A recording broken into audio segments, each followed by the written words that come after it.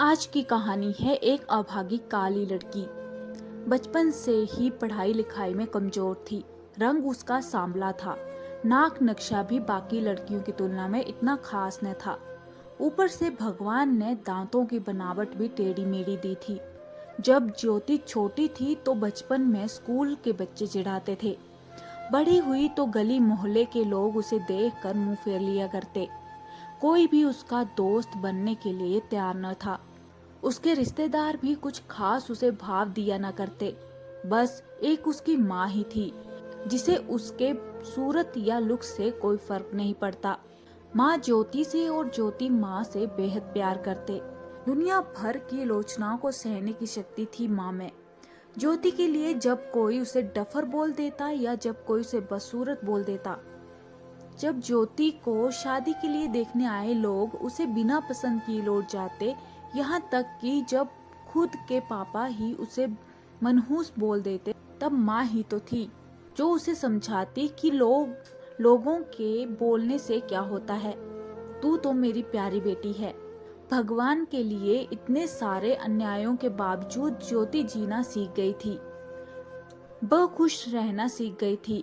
जो भी गिने चुने लोग उससे बातें करते, उन्हें चुटकुले सुनाकर हंसाया करती और खुद भी ठहाके लगाकर हंसा करती। इसके अलावा एक और बहुत बड़ी खूबी थी। इसके अलावा एक और बहुत बड़ी खूबी थी ज्योति की, उसे खाना बनाने में इसके अलावा एक और बहुत बड़ी खूबी थी ज्योति की, उसे खाना बनाने में बहुत मजा आता था। और ना सिर्फ खाना बनाने में मजा आता था, उसका बनाया खाना खाकर लोगों को जो स्वाद आता था वो उनको तृप्त कर जाता था। और ये उसमें अपने आप तो नहीं आया था। दुनिया के ठुकराए जाने के बाद उसने अपना सारा समय खाने की रेसिपी की किताबें, रेडियो शो और टीवी चैनल को समर्पित कर दिए थे। ज्योति की तारीफ तो कोई भी नहीं करता, लेकिन उसके हाथों के बने खाने की तारीफ वह हर व्यक्ति करता जो उसे चखता। इस एक गुण की वजह से ज्योति अपने आजू बाजू की औरतों में फेमस हो गई थी, क्योंकि जिसे भी खाना पकाना सीखना हो या कुछ नया पकवान बनाना सीखना हो तो वो ज्योति के पास आती और ज्योति भी खुशी खुशी उन्हें सब सिखाती। उसके पास आने वाली औरतें अच्छा खाना बनाना सीख जाती, लेकिन लाख कोशिश करने के बाद भी ज्योति के हाथों का वह जादू जो सबको तृप्त कर जाता है, वो कोई ना सीख पाता। ज्योति की जिंदगी इन्हीं उतार चढ़ावों के साथ कट रही थी। एक बार फिर से माँ बाप ने जी तोड़ कोशिश कर एक फैमिली को ज्योति को देखने के लिए मना लिया था और अगले ही दिन लड़का ज्योति को देखने आने वाला था। ज्योति को इस बात की खबर होने पर वह बहुत दुखी और गुस्सा हो गई थी कि बिना उससे पूछे पता नहीं क्यों माँ बाप लड़कों को बुला लेते थे और उसका मजाक बना देते थे। माँ ने ज्योति को समझाया था कि ऐसा ही होता है, कोई भी बेटी अपने माँ बाप के यहाँ हमेशा नहीं रहती, उसे एक दिन शादी करके जाना ही पड़ता है। अगले ही दिन ज्योति सुबह सुबह ही लड़के वालों के आने से पहले ही सज संवर कर कहीं निकल गई थी। उस दिन लड़के वाले घर आकर माँ बाप को बहुत खरी खोटी सुनाकर गए थे। वैसे भी पापा को ज्योति पर हमेशा ही गुस्सा रहता था, लेकिन उसकी इस हरकत ने उनको गुस्से से पागल कर दिया। उस दिन पापा ने ज्योति का सारा गुस्सा माँ पर उतार दिया था, ये कहकर कि एक मनुष्य बेटी को जन्म देकर भी तुम्हारा मन नहीं भरा था, इसलिए उसको लाड प्यार देकर सर पर बिठा लिया है। हमेशा अपनी बेटी के बारे में गलत बोलने वालों से नाराज रहने वाली माँ आज खुद ज्योति से नाराज हो गई थी और वह अब ज्योति के घर वापस आने की बेसब्री से राह देख रही थी ताकि अपना गुस्सा उस पर उतार सके। सूरज ढलने से पहले ज्योति घर लौट आई थी। उसके चेहरे पर एक अजीब सी खुशी थी। हाथों में एक चेक था और एक सर्टिफिकेट भी। ज्योति माँ से कुछ कहना चाहती थी, लेकिन इससे पहले कि ज्योति अपने मुंह से एक भी शब्द कह पाती, माँ ने उसे खरी खोटी सुनाना शुरू कर दिया। गुस्से में माँ बोलते बोलते इतना कुछ बोल गई कि ज्योति ने कभी सपने में भी नहीं सोचा था। माँ ने कहा, बाकी सभी लोग सही थे, तुम सच में मनुष्य हो, तुम्हारी वजह से हर कोई परेशान है। अच्छा होता जो तुम पैदा होते ही मर जाती, ये दिन न देखना पड़ता हमें। गुस्से में बड़बड़ाती और सब्जियां काट रही माँ ने एक बार भी ज्योति की तरफ नहीं देखा था। ज्योति माँ की बातें किसी पत्थर की मूरत की तरह सुन रही थी। पत्थर की ऐसी मूरत जिसके शरीर में तो जान ना हो, लेकिन आंखों से आंसुओं की धारा बह रही थी।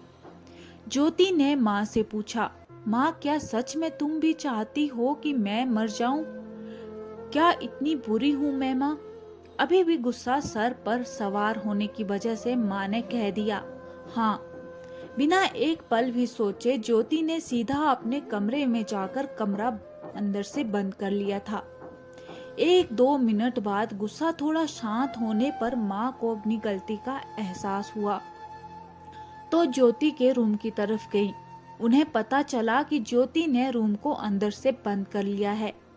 गुस्से में कुछ कर ना ले, इसलिए माँ ने तुरंत पापा को इस बात की खबर दी। दोनों ने काफी दरवाजा खोलने की कोशिश की, लेकिन जब नाकामयाब रहे तो दरवाजा तोड़ दिया। स्कार्फ से फांसी का फंदा तैयार कर ज्योति पंखे से लटक रही थी। ज्यादा वक्त नहीं हुआ था, बस सिर्फ बेहोश हुई थी। माँ पापा ने तुरंत उसे पंखे से अलग किया और बेड पर लेटाया। पापा ने तुरंत डॉक्टर को फोन किया। तब माँ का ध्यान बेहोश पड़ी ज्योति के हाथ में पकड़ी एक चिट्ठी और पास ही में पड़े 5 लाख के चेक और 5 स्टार होटल में शेफ की नौकरी के लिए कंफर्मेशन लेटर पर पड़ी, जो ज्योति अपने साथ लाई थी।